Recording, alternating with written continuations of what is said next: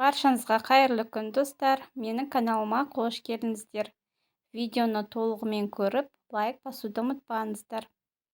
Бүгін біз әрі дәмді, әрі тез жасалынатын зебра пирогын дайындаймыз.